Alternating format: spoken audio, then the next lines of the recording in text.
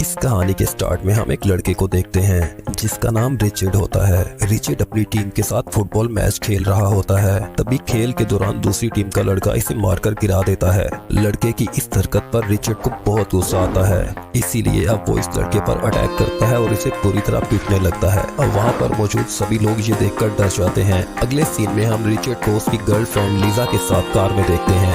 वहाँ बैठकर वो बातें कर रहे होते हैं। इसी दौरान रिचर्ड खुद पर कंट्रोल खो बैठता है और वो एक इंसानी भेड़िए की शक्ल में तब्दील हो जाता है और लीजा पर अटैक कर देता है। ये देखकर लीजा बहुत डर जाती है और अपनी जान बचाकर वहाँ से भागने में कामयाब हो जाती है। अगली सुबह रिचर्ड जब जागता है तो उसे पता चलता है कि उसने अपने माँ बाप को भी मार दिया है। ये सब जानने के बाद रिचर्ड रोने लगता है और इसी दौरान वो फिर से वेयरवुल्फ में बदल जाता है। लीजा वहाँ से भागकर सीधी पुलिस स्टेशन जाती है और अब वो पुलिस के साथ उसके घर के बाहर मौजूद होती है। पुलिस को वहाँ देखकर रिचर्ड वहाँ से भाग जाता है।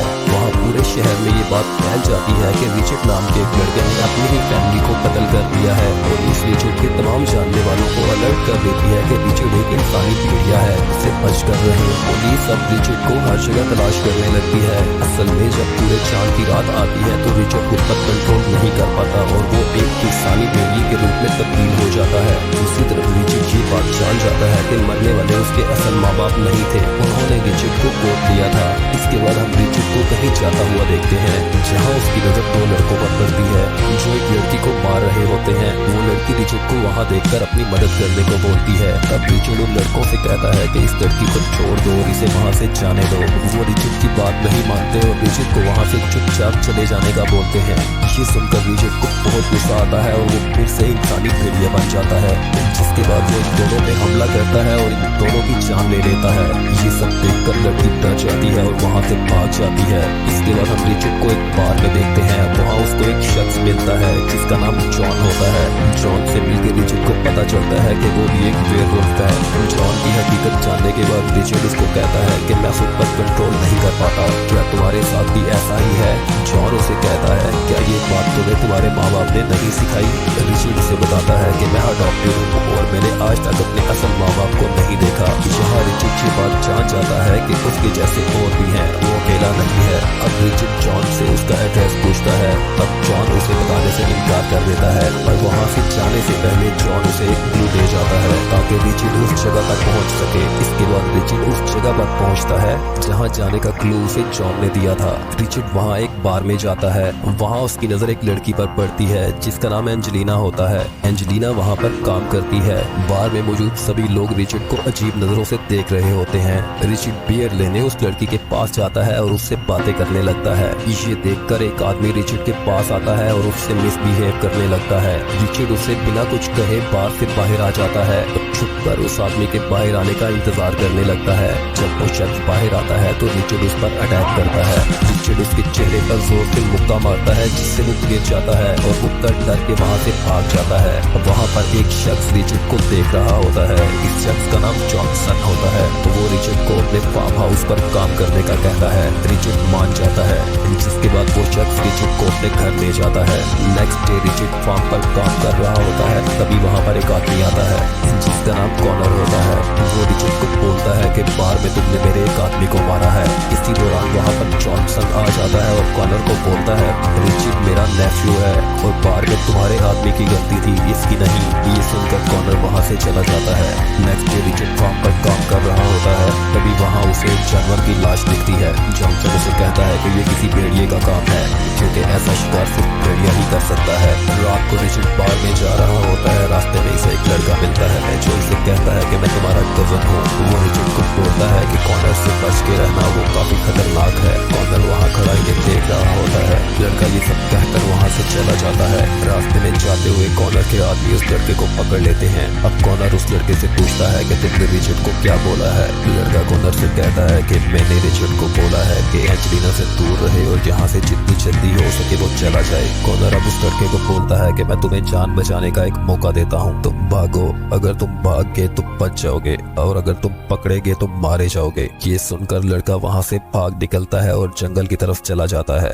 कॉनर अपने आदमियों को उसके पीछे भेजता है। दूसरी तरफ रिचर्ड अपने बाइक पर घर जा रहा होता है तो उसे जंगल से उसी लड़के की आवाजें सुनाई देती हैं। इसके बाद रिचर्ड उस आदमी को ढूंढने के लिए जंगल में आता है जहां उसकी मुलाकात एंजेलिना से होती है। एंजेलिना इसे बताती है कि जंगल में कॉनर और उसके आदमी किसी आदमी का शिकार कर रहे हैं। आप ये दोनों वहां जाते हैं और देखते हैं कॉनर और उसके आदमी उस लड़के को नोच नोच कर खा रहे होते हैं। इसके बाद एंजेलिना रिचर्ड को अपने साथ घर ले आती है। घर पे रिचर्ड टेलीविजन पे अपने ही न्यूज देख रहा होता है। तभी रिचर्ड की बीवी जॉनसन को पहचान लेती है और उसे अपने गले लगा लेती है। रिचर्ड ये सब देखकर हैरान हो रहा होता है। तभी जॉनसन इसे बताता है कि तुम्हारी माँ मेरी बहन की बेटी थी, वो प्योर ब्लड वेयरवुल्फ थी। कॉनर उसे पसंद करता था और उससे शादी करना चाहता था, पर तुम्हारी माँ राजी नहीं थी, इसलिए कॉनर ने उसके साथ जबरदस्ती की, जिसके नतीजे में तुम पैदा हुए और कॉनर ही तुम्हारा बाप है।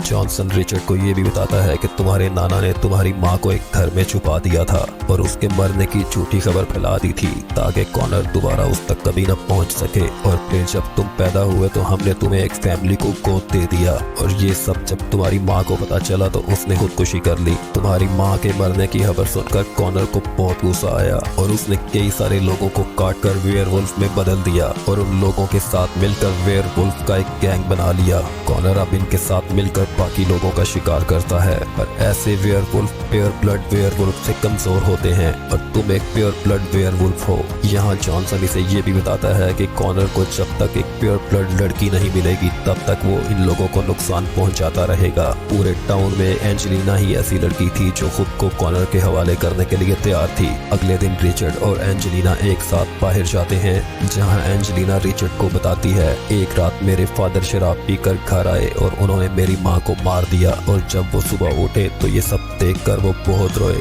ये सब उनसे बर्दाश्त नहीं हुआ और उन्होंने अपना गला काट कर खुद को मार दिया। वो दोनों आपस में काफी घुल मिल जाते हैं। एंजेलिना रिचर्ड के करीब आना चाहती है पर रिचर्ड उसे खुद से दूर रहने का बोलता है ताकि वो उसे कोई नुकसान न पहुंचा दे, पर एंजेलिना उससे दूर रहने के लिए राजी नहीं होती। रात को सब प्योर ब्लड भेड़िए जॉनसन के घर आते हैं जहां वो एंजेलिना को कॉनर के हवाले करने की बात करते हैं। रिचर्ड इनकार कर देता है और उन्हें वहां से चले जाने का बोलता है। इस सब के बाद रिचर्ड कॉनर के पास जाता है और उसे कहता है, मैं उसी औरत का बेटा हूँ जिसके साथ तुमने जबरदस्ती की थी और वही सब तुम एंजेलिना के साथ करना चाहते हो जो तुमने मेरी माँ के साथ किया, इसलिए तुम उससे दूर रहो।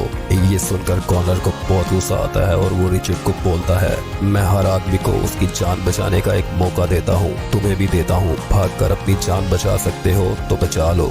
ये सुनकर रिचर्ड जंगल की तरफ भागता है। कॉनर के आदमी भी उसके पीछे जाते हैं। रिचर्ड जंगल में कॉनर के सारे आदमियों को मार देता है। तभी कॉनर अपने बाकी आदमियों के साथ जंगल में आता है और रिचर्ड को घेर कर मारने लगता है। रिचर्ड काफी जख्मी हो जाता है। दर्द की वजह से वो काफी जोर जोर से चला रहा होता है। एंजेलिना उसकी आवाज सुन लेती है और जंगल की तरफ भागती है। कॉनर रिचर्ड को मारने ही वाला होता है तभी रिचर्ड अपना पंजा उसके पांव पर मारकर वहां से भाग जाता है। जिस तरफ वो भागता है उस तरफ भागने का कोई रास्ता नहीं होता। आगे जाकर जब वो देखता है तो उसके आगे एक खाई होती है। कॉनर के आदमी उसके पीछे होते हैं, इसीलिए वो खाई में छलांग लगा देता है। नीचे जाकर गिरने से वो और भी जख्मी हो जाता है। उसे काफी दर्द हो रहा होता है। तभी इसे जॉन दिखाई देता है जो इसे हिम्मत करने का बोल रहा होता है। अब रिचर्ड हिम्मत करके उठता है और जंगल के रास्ते घर जा रहा होता है। तभी रास्ते में इसे एंजेलिना मिलती है जो कि रिचर्ड को ढूंढ रही होती है। वो इसे घर ले आती है और इसके जख्म साफ करती है। जॉनसन भी वहीं होता है। वो रिचर्ड को अब उठने का बोलता है पर रिचर्ड नहीं उठ पाता। ये देखकर एंजेलिना परेशान हो जाती है।